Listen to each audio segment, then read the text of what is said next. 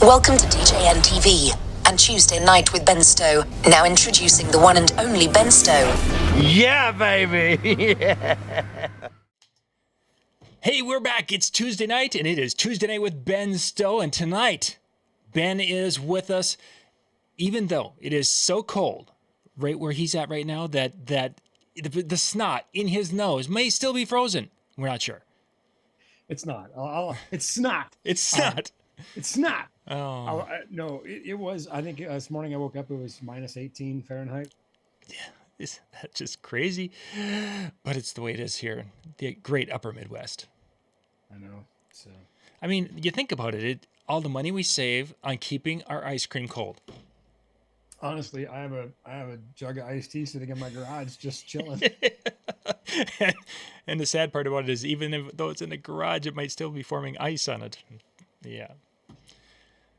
Yeah, it's pretty cold. I don't have my garage is heated, but I don't have the heater on.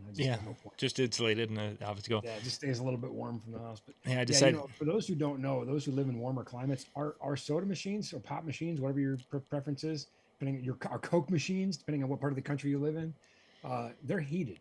Yes. We have to have them heated. And of course they're cooled in the summer, because it does get up to like 35, 40 degrees in the summertime. That's what blows people's minds is how you can go from minus 40 in the winter to, plus 90 or 100 in the summer. So, we're kind of like the moon. We've got this 130 degree, 140 degree temperature swing. And that's why we're so hardy up here in the upper Midwest. Fact is that there's a study that says that people who live in climates like that do tend to live longer. And here we thought it was just because of lutefisk. It's because we're preserved. We're just, can't decompose. We're frozen. Yeah, it could be. You don't age as fast when, the blood is so thick in the wintertime. Maybe that's it. Yeah, it makes your heart work harder, I suppose. That it does. So tonight we've got some more questions and we've got more things to share with you out there. And at the end of tonight's show, again, if you have questions you'd like us to answer on the fly, please put those into the chat, whether you're on Facebook or YouTube with us tonight. Just put those into the bottom and we will hit those questions later this evening. Okay, so our very first, we're going to get right into it because our shows, we do this in segments now. So we're going to be jumping into our first segment, which is Ben's Joke of the Week.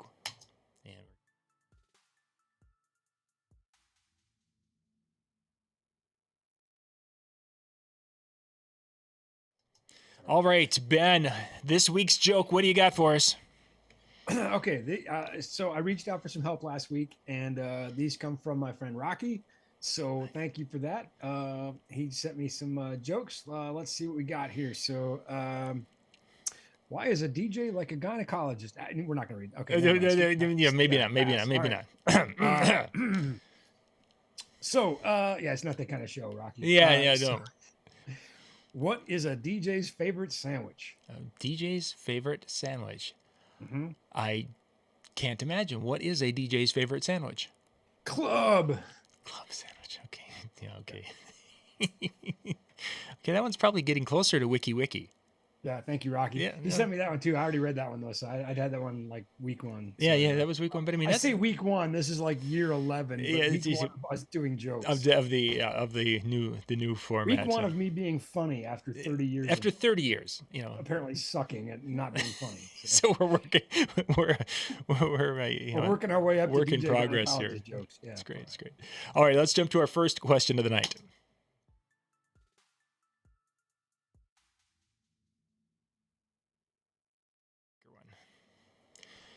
Okay, so we have had a question come through, Ben. Somebody who is using passive speakers, and they've been wondering if upgrading to active speakers, and we'll define those in your answer with that. But they're wondering if they're making that change, if they're going to lose some sound quality, if they're going to lose some sound pressure, and what kind of ramifications making that change that they would notice. So, first off, explain to anyone who may not know what they're talking about, and then let's go with that.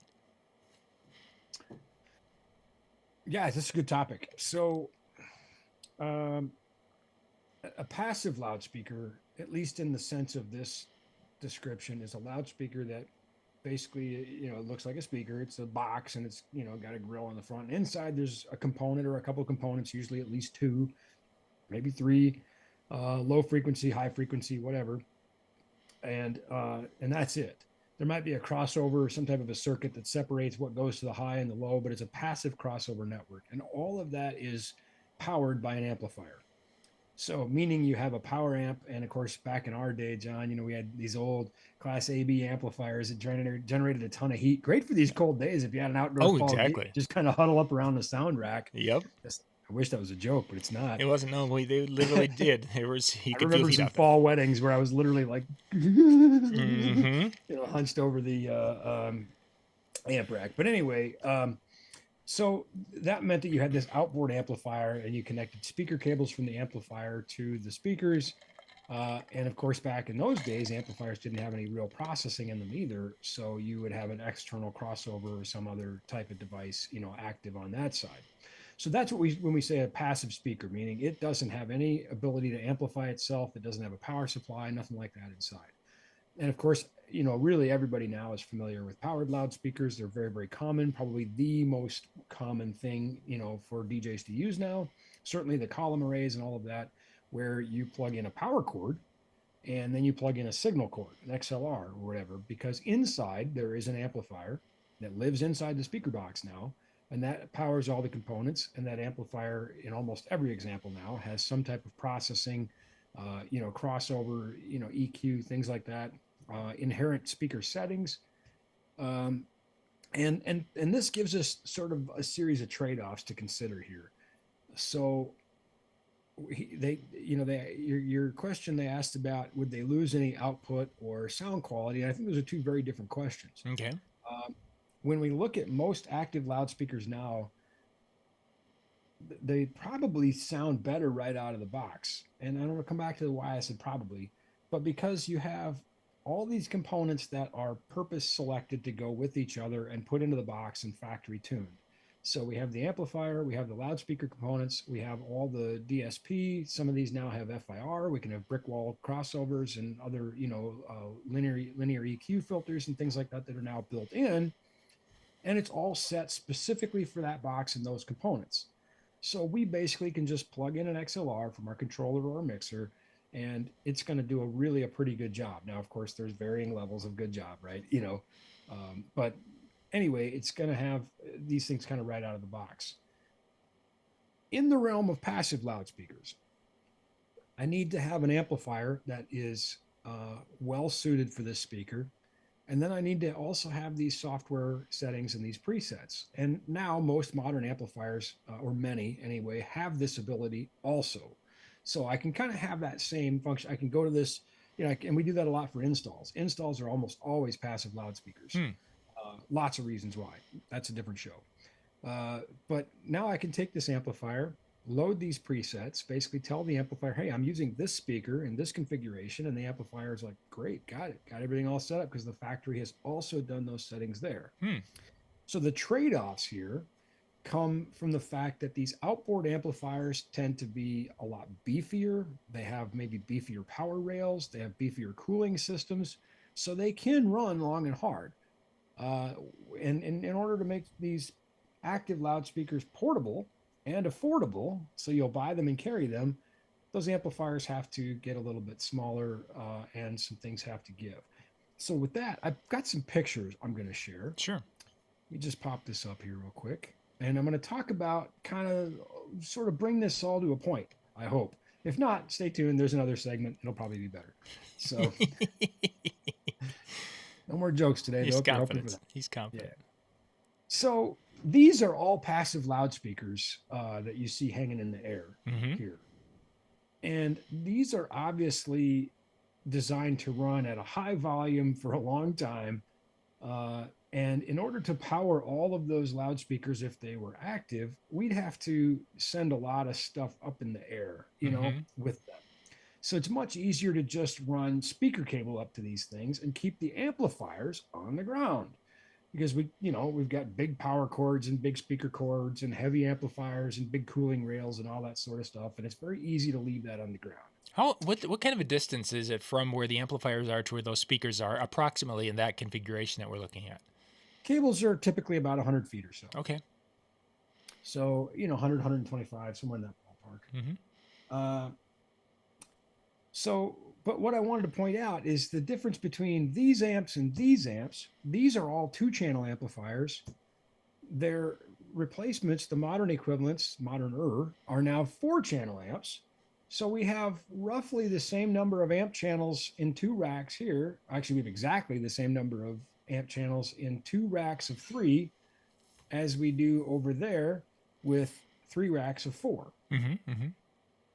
Or if they were 3 per rack, it would be basically this. It takes up half as much space. And we can see that the both of them have the software and everything built in, like I was talking about. But now we've got touch screens and color screens and all kinds of things have improved. And this is in the touring world, of course. But that same stuff, and so I guess the question is there an active loudspeaker that will run against a system powered by these? Not really. I mean, there are a few at the really, really, really high end of, where you're looking at, $20,000 per speaker that are going to get in that realm. But in terms of the ability to produce power and cool themselves, these run off 3-phase 208 power. They've got massive fans in them. So, to the original person's question, this is kind of not really, right, in this regard. But this is a DJ show. So let's just check that and let's bring it back to the DJ realm. Sure. This same sort of stuff now lives inside speakers. We've got onboard DSPs, onboard menus. The amplifiers have gotten much better. The evidence is in the fact that, again, on the touring side, we can pack more stuff in a smaller space. Well, the same thing in the portable side, right? Same companies, the same leading companies that make that stuff. EV makes these amps. EV makes, great speakers. RCF has great stuff. They make this speaker. When you get into that upper tier of touring class, that precipitates down, right? And then the others that don't have touring lines try to kind of borrow and steal what they can, right? And even here, this is EV's entry level speaker, the lowest entry to the line, and you can see we've got an app and an onboard color display and all kinds of things. So to answer the question in 2 words, it depends. Didn't see that one coming at all. Yeah, no, never use that line. Yeah. But I think for DJs, if you are properly tuning, processing, and powering your passive speakers, that's still awesome, and I applaud it. I use a passive rig all the time in the touring realm. But the powered speakers now are so good. I certainly don't think you're taking any real step back. You're making some trade-offs, but you're adding a high level of simplicity, portability. I mean, I think that the ship has kind of sailed. But that is not to say that any side of this argument is wrong. So if a person were doing live sound applications, obviously you can do live sound for a small, 3-piece band, doing, 200-person events, all the way up to things, the large concerts, what you're doing. Where would you have that time or that point where you'd say, you know what, we could use powered speakers for this type of an event, but we probably should go to, the bigger stuff, the concert stuff you use? Is there a point where you say that, 500 and over, I should go here instead of there? Or is there just no rule of thumb with that? It's interesting because we often give clients the same choice because there is a point where, you could use a small powered rig and it's not going to do as well a job as that large passive production rig.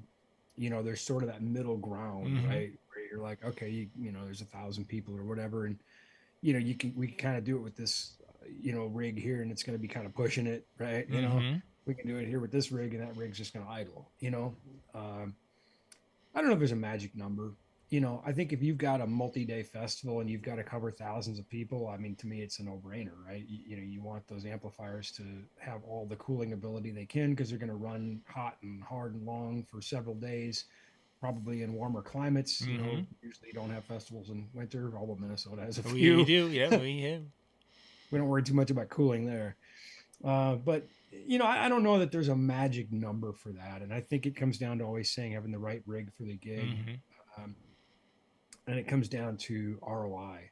You know, for example, if I wanted to compete for lower level regional events with the rig that I have, either I'm just showing off or I'm a terrible business person, because it's like driving a Ferrari to get groceries, Sure. Um, Similarly, if somebody who had a smaller portable rig, let's say like RCF HDL. I love RCF. They make great stuff. HDL is not a pro box. It's a Mm-hmm. consumer box. I'm sorry. I'm not sorry. It's just is what it is, right? It's great for what it's intended for. And we sell a lot of it, install a lot of it in churches and things like that, sell a lot of it to DJs, sell a lot of it to regional production guys.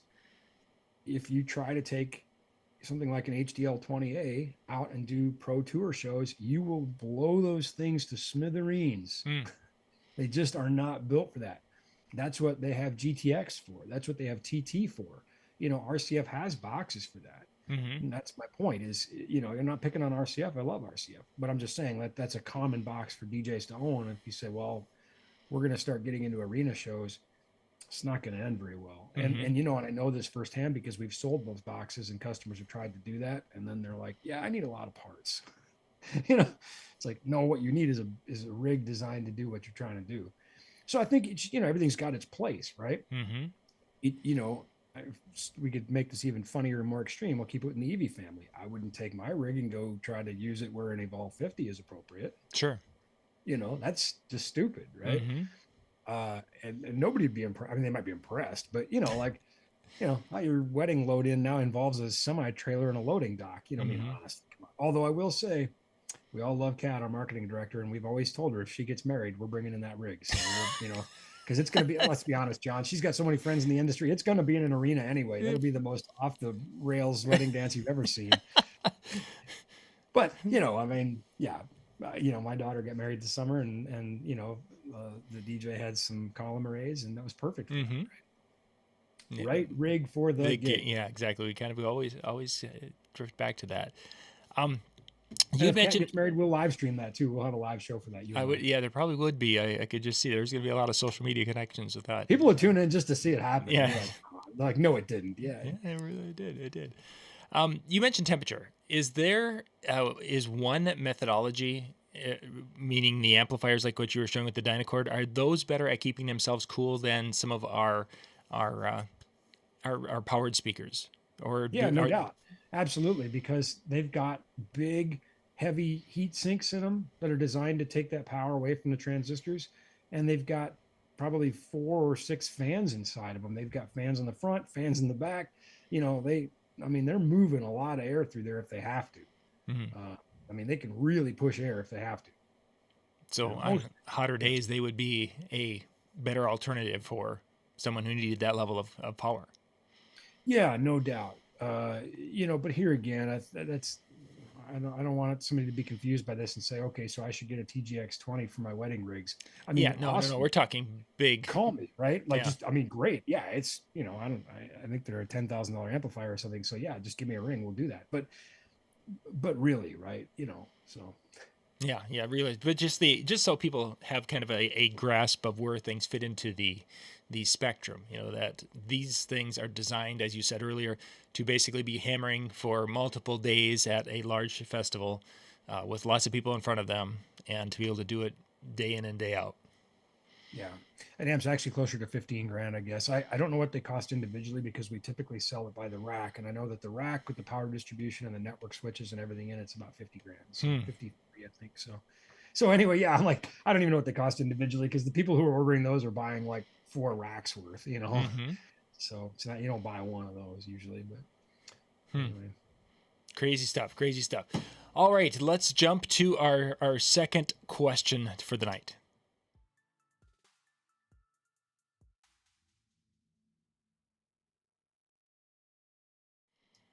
All right, our final question for tonight, and then we'll take some questions in the chat room that you guys will have. Somebody's asking about underrated pieces of gear that DJs should have in their show, things that they may not think of, or something that everybody has but nobody thinks about that is time and time again a lifesaver that you've heard of. So what would be like 3 pieces of gear that would be considered underrated pieces that everyone should have? I think I do have 3 here, but I'll tell you, and I have an honorable mention. Ooh. It's hard to say what 3.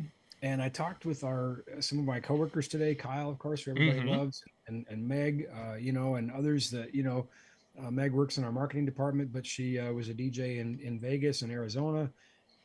So obviously a lot of people in our company, even that have these types of backgrounds, and we really had a hard time kind of coming up with like agreeing on because it was just there was like, oh, there's this and oh, there's that. So here's what I came up with, and in no particular order, and not necessarily any specific product, but one would be a backup controller,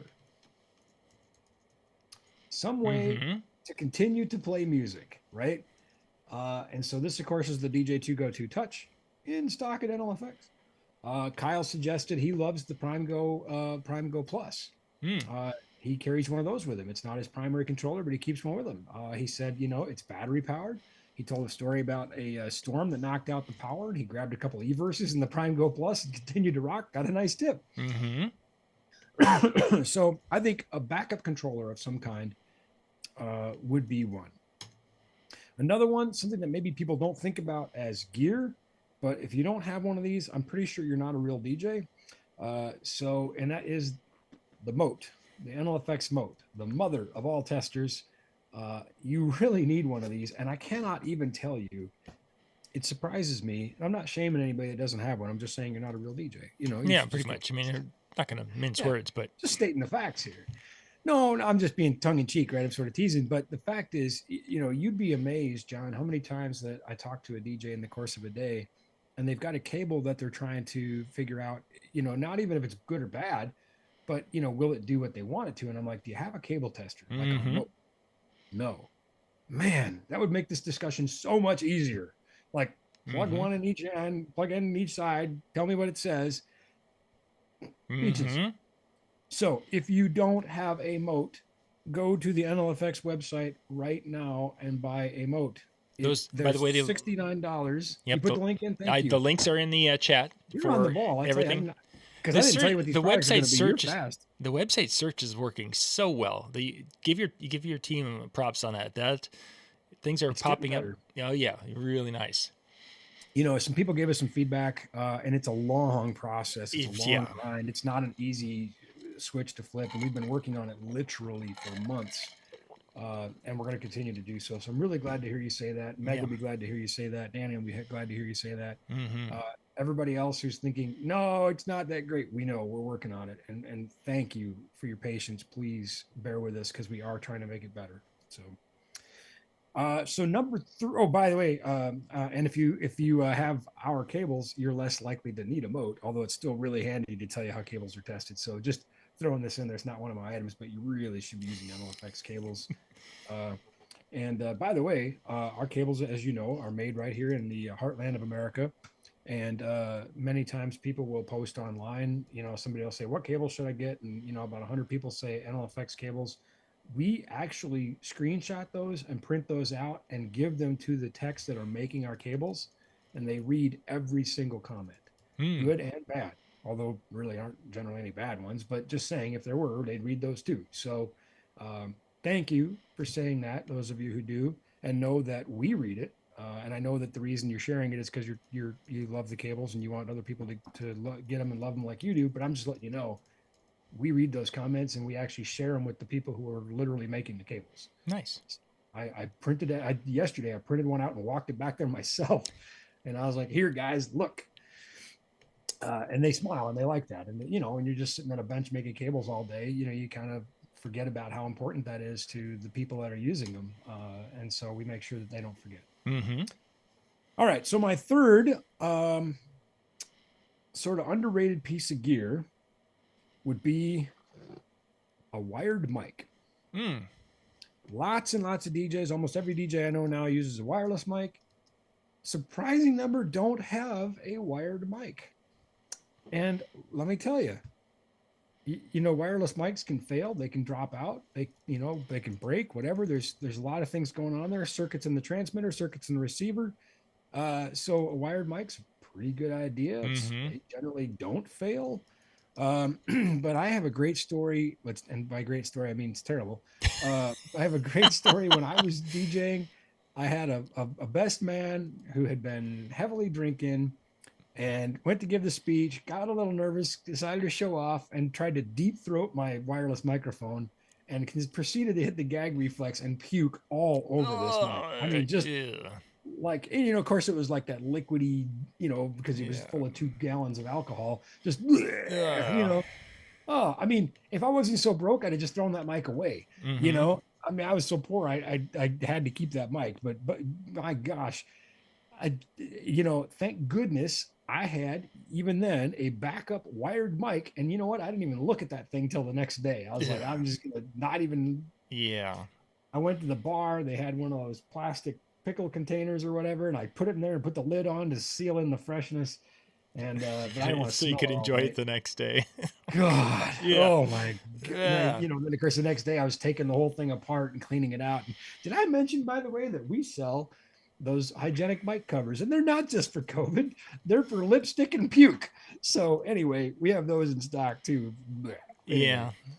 I've wired actually mic. I've used it. I think I used them more this past summer, because whenever you have people who've been drinking and they started wanting to sing, because we did some karaoke, and it's amazing. It keeps some of that spit out of the microphone, and you don't have They that work so good. Yeah, that we have funk. 100 packs for like a few dollars. I don't even know what they are, but these things are, gosh, they're so cheap. I mean, and if you can't find them on our site, just message us, because we've got lots in stock. And anyway, yeah, these hygienic mic covers existed before COVID for a reason, and they exist after COVID for a reason.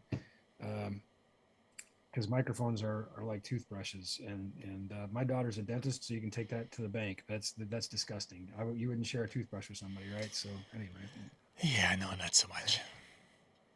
I actually, you know what I'd like to do when she's not so busy? It'd be fun to have her on this show, and we could talk about it from like a dental perspective, like Oh my what's God, going we on. would never touch a microphone after somebody else touched it or talked into it. You're probably right. Yeah, we'd Yeah. be like, ew. So yeah, wired mics and then hygienic mic covers. Uh, Yeah, anyway, if you go into the next show, we probably will have them there. You can stick them in your suitcase, whatever. Like I said, I think a bag of 100 is like $5 or something. I don't know, but it doesn't matter. That's not on my list. That's just something I'm just rambling. So here's my honorable mention. I think it's something that it doesn't get enough credit, mm, honestly, and that is gaff tape. And I'll tell you what, there's good gaff tape, there's great gaff tape like ours, and then there's crappy gaff tape. And I'm not even going to spend any time explaining it. The forums will explain it for you. But I don't know how I ever lived without gaff tape. mm-hmm. I mean, I quite literally fly some in a case with me everywhere I go now, because I just cannot live without it anymore. So I don't just make gaff tape. I use it too, yeah. like an old commercial. I'm a the hair club. customer, yeah. Yeah, exactly. I'm a customer. Not just the CEO, I'm the customer. And if you haven't tried our gaff tape, you need to, because using is believing. I don't want to turn this show into an infomercial, but I truly believe our products are among the best, if not the best, that you can buy. And the reason is simple, because we ask ourselves, why would anybody buy this? Mm-hmm. And we figure if we can't give you a reason, you probably don't have one. So there's my reason. We just simply made better stuff. And it works. And it works. And And it works. keeps working. Yes. Because I've been using it for a number of years, and there's times where we're using it and doing something, and I forget to take it off a stand or something, and it's there, and it comes off cleanly, a month later. Our marketing team came up with the greatest thing. I think Tim gets the credit for this, but it's a board with flooring samples, Okay. like hardwood floor, carpet. I don't know what all's on there. Anyway, you get the idea, right? They went to the hardware store and they got different flooring samples, and they put them on this board, and they have gaff tape strips on there. Mm-hmm. Some have been on there for years now. Mm. And the idea is so that people can try our gaff tape out at trade shows and see how it really is better. Mm-hmm. you know, put your hands on it and go, wow, it comes off clean, tears easy. Yep. Look, no goo. But even better is we have this gaff that's been on there for years now, and you can peel it off and go, ta-da. Mm-hmm. So yeah, I think I told you, we've talked about this on the show, how when we were testing different formulas, different fabrics I and like this adhesives. story. Yeah, this is good. Yeah, you know this story, Yeah. right? Yep. Go ahead, please. I put what probably amounted to about 100 feet of gaff tape or so on my wife's hardwood floors around Thanksgiving time, so that everybody, this was years ago, obviously, so that everybody be walking all over this gaff tape all the time on my wife's floors. Now, my name's on the house too. I live in the house, but it's not my floors; it's her floors. You know what I'm saying? Married guys, you with me? All right, yeah. Married women, am I wrong? I'm Yeah. not. Okay, right. So, anyway, that's how confident I was in our formula, because I knew that if there's goo on that floor, I was a dead man. But that really was the proving ground for that final formula, where we got to the point where we're like, okay, we think this is what we're going to make, a bazillion rolls for and set up for. And I was like, no, let's give it one last test. And I think we launched it in December. So, and I've wondered this, and how did you pitch that to her? Oh, I didn't even tell her. I just did it. So don't ask for permission, ask for No, forgiveness. she was busy, cooking and whatever. I was like, She like, comes in there and like, it's like, nothing. Don't worry about it. what are you doing here? Are you trying to spell your name? If you are, you're not doing it right. Yeah, she's a pretty special lady. I think she's Yeah, popped in on a few shows. yeah, that she is. But I've often wondered, it's like, how did Ben spin that one to get to ever say, okay, that sounds like a good idea? Yeah, he didn't. He didn't. So that answers the question really quite quickly. How in the world we've been married for? I mean, gosh, we've been together over 25 I think years. that's a testament to her patience, I believe, is the way we'd put that. Probably. Also, her poor eyesight. There's that. Okay. Questions in the chat. If you guys have got something you'd like us to tackle here before we wrap up here in a few minutes, please put that in the chat. First question coming to us from Facebook. We're wondering, what cables can the moat test? Oh, I'm so glad you asked. Exactly. We didn't even talk about too much of that. No, there's a whole list of those. So basically, if we look at the moat, there are two sides of the tester, and you can stick anything on one side and anything on the other side, and it will test between those two things. So if for whatever reason you had a USB-A to PowerCon, it would test for continuity between those. But anyway, the connector types, I'll just read off the list here. 1/4 inch TS and TRS, 3.5 millimeter TS and TRS, PowerCon blue and gray, Speakon up to a 4 conductor, small DIN, XLR 3-pin, XLR 5-pin, USB-A, USB-B, USB micro, RJ45, all 8 positions plus shell, DIN 3-pin, DIN 5-pin 1, and DIN 5-pin 2, DIN 7-pin, DIN 8-pin, and HDMI. Oh yeah, and that was the trick on this one, was the HDMI, because it takes 20 conductors. Mm-hmm. So we've got 1 through 10, and then we got a button up here you can push, and that'll switch it over to 19 through 20. Tell you if those wires are all good yet. Nice. Yeah. Nice. And somehow we crammed all that into this chassis. Also included 2 test probes, so you can use it just as a continuity tester too. Includes the test probes. Let's see, I think there's a picture of those on here. Yep, there you go. And a carry bag, and a user's manual. And also, since I knew you guys wouldn't read the manual anyway, even though I spent a whole weekend writing it, we put the instructions on the back of the moat, to at least a grid that shows how these things typically, work out, so that it would always be with you everywhere you go. Mm-hmm. All that for $69. All of that and free shipping. Mm-hmm.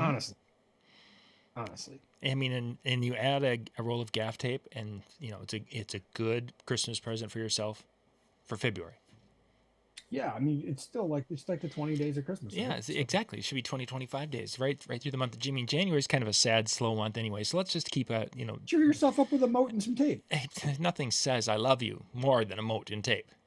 Nothing says I love me more than buying yourself. I mean, not me, but you. Yeah, that. It also whatever. says you love me, because every boat was built with love. But yeah, I think we stretched that to the breaking point. Yeah, pretty much. Robin mentioned a much faster than a multimeter. What would be the difference between a moat and a multimeter? Um, Basically that this has the connectors built on it, Okay. right? It really is kind of a continuity tester of sorts, and it can test multiple points at once. So let's say, for example, you have an XLR 3-pin to a 1/4 inch TS, Okay. where probably the tip goes to pin 2 and the sleeve goes to pins 1 and 3.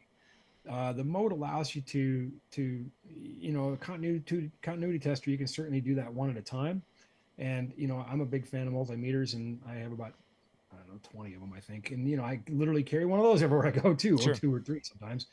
Um, but I think for the mode, it's a matter of convenience, and it's a matter of organization, and lining that up, identifying. You've got arrows on the front that show you, which side that row of LEDs corresponds to. So I think I've tried to really make a complicated way of explaining. The mode makes it simpler. Mm-hmm. Yeah. And faster. Simplicity. And faster, as Robin said.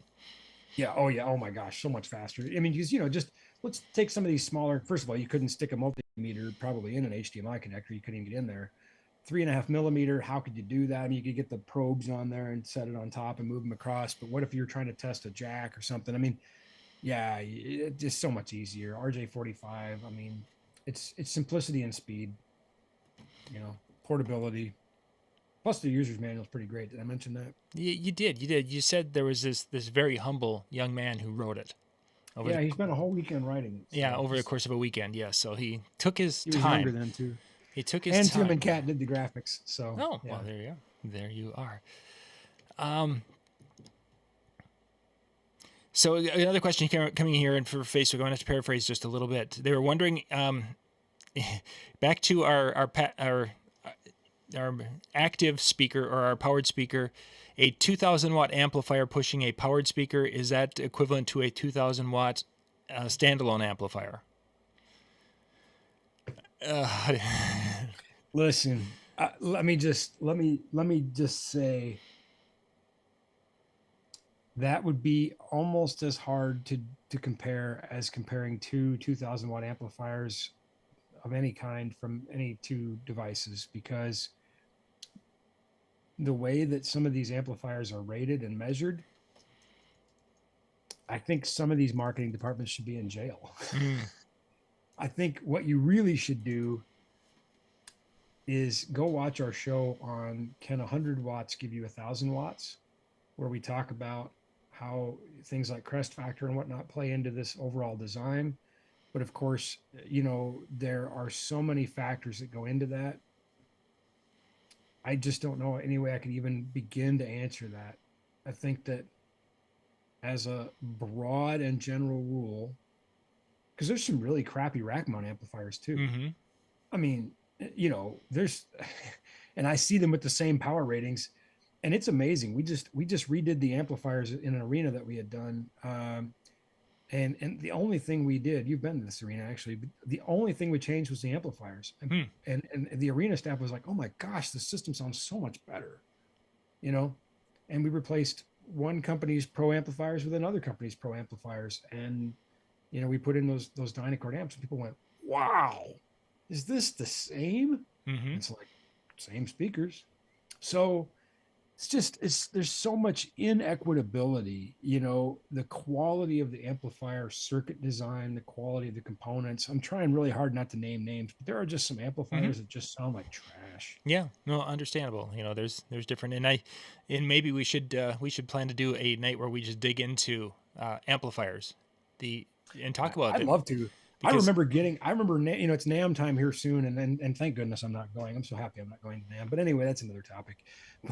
But I remember when I used to go, and there was a company that was selling low cost amplifiers, but were bragging about how indestructible these things were.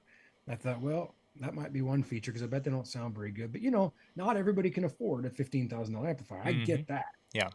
But don't expect a $300 amplifier to sound that good. That's all I'm saying. It's probably, and look, I started with cheaper gear than that. Not begrudging anybody, just saying there's a reason things cost different. It's not, Anyway, this company says, oh, you can't break this amp, you can't blow it up. And I said, really? I said, you send me one to try out? And they said, sure. And I said, I can do whatever I want to it. And they said, yeah. Well, I had a battery of tests designed that I was going to do a bunch Mm-hmm. of different things. And I think you've heard this story before, but it didn't make it past the first test. It blew up on the first test, which I was really disappointed because I had some horrific things planned and I had really kind of planned them in the order of least likely to most likely to destroy this thing. I was And going to destroy that amplifier. It was just a question of what it was when? going to Yeah, take. yeah, yeah. And I think some people remember years ago when, at the Mobile Beach show, I took an amplifier and I plugged an angle grinder into it and we fed a 60 hertz tone into the amplifier so it would replicate like AC current. And we shot sparks out in the audience and promptly got me banned from a casino, but it was worth it.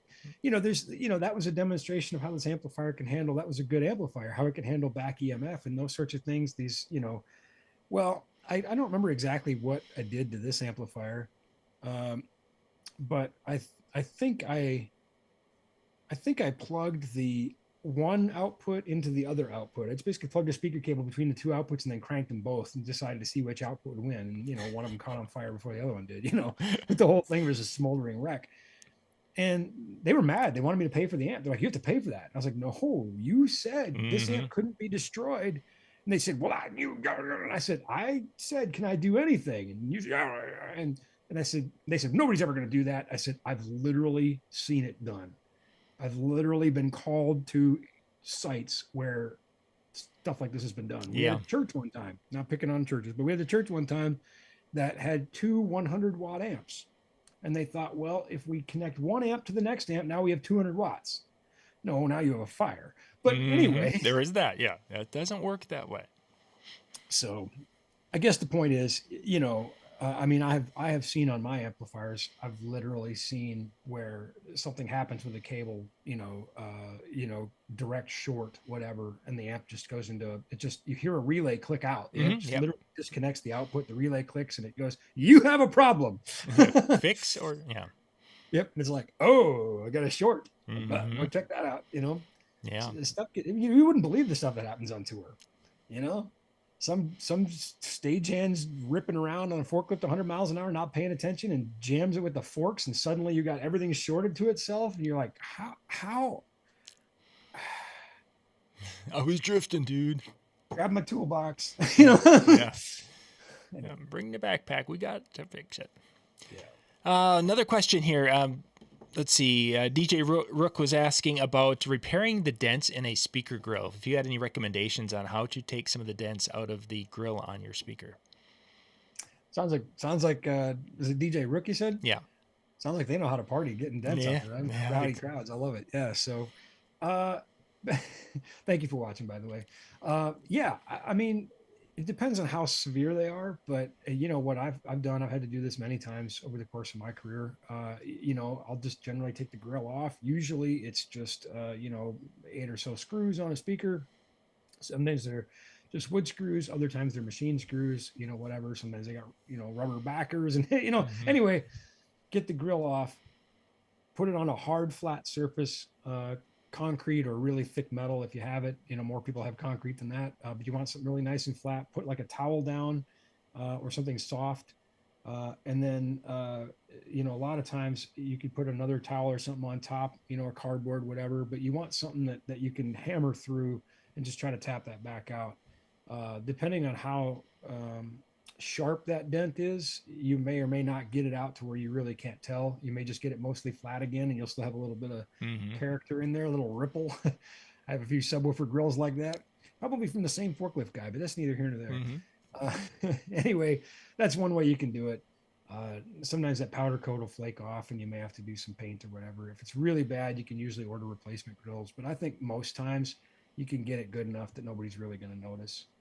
The tool I've had to do that a couple of times myself, and the tool that I used was a rubber mallet because sure. it's Absolutely. a little bit larger head, and it helped keep some of that flaking from happening. Because if you get into a hammer, if you're going to do a hammer, then it's a little block of wood on top of it, and try to make that. I forgot to mention, painted side always goes down. Down, yeah, yeah, so because usually the dent is going in anyway, right? It's going towards the inside, but yeah, that's a really good point. Block of wood, rubber mallet. In case you didn't know, John also has a hardware show, so you've done a thing or two with that. Yeah. Once in a while. And also remember, kids, everything's a hammer if you use it wrong enough. That's true. Very true. And many of those things have been very effective hammers. That player, that can. A side of a lineman's pliers, yeah, you can hammer the Oh snot man, out. that thing's got lots of uses. What? That food is for lunch is hot. I just I won't burn my fingers. That'll be great. They have a blown cone in their subwoofer. Should they have it reconed or should they replace it? That's all I know. Well, yes. If you haven't done reconing yourself and you don't have the setup and the knowledge to do it, I wouldn't recone my own stuff. Mm-hmm. I don't even recone my own stuff, and I could, I would send it in to get reconed if you do. Certainly nothing wrong with that as long as it's OEM components, because you want the same voice coil and woofer material and the things that are designed to go with it. So have the proper stuff put in. Beware of fakes and counterfeits. My gosh, the internet. The internet. Anyway, so yeah, recones are just as good as new if they're done right. Otherwise, get a replacement. A lot of times I'll kind of leapfrog stuff too. I'll maybe buy a replacement so I got it back in service immediately, and then I'll send the other one out to be reconed. And then when it comes back, I'll just put it on the shelf, and now I got it back up. You back up again. Yeah, nice. I think we've got time enough for one more question. On a past show, you guys showed a scorched speaker, which I think you might even have it in your background there somewhere. I probably do. Yeah. What causes that? What causes a scorched speaker? This is a great topic we should do a show on. And I've done a lot of live presentations, and I've got some great graphics for it that show the logarithmic rise in temperature to achieve more decibels. Mm-hmm. And again, it's logarithmic. So it's amazing how to gain a couple dB, we can have an increase of hundreds of degrees, Fahrenheit. But basically, let me go grab that real quick. Hang on. Mm-hmm. Let's do.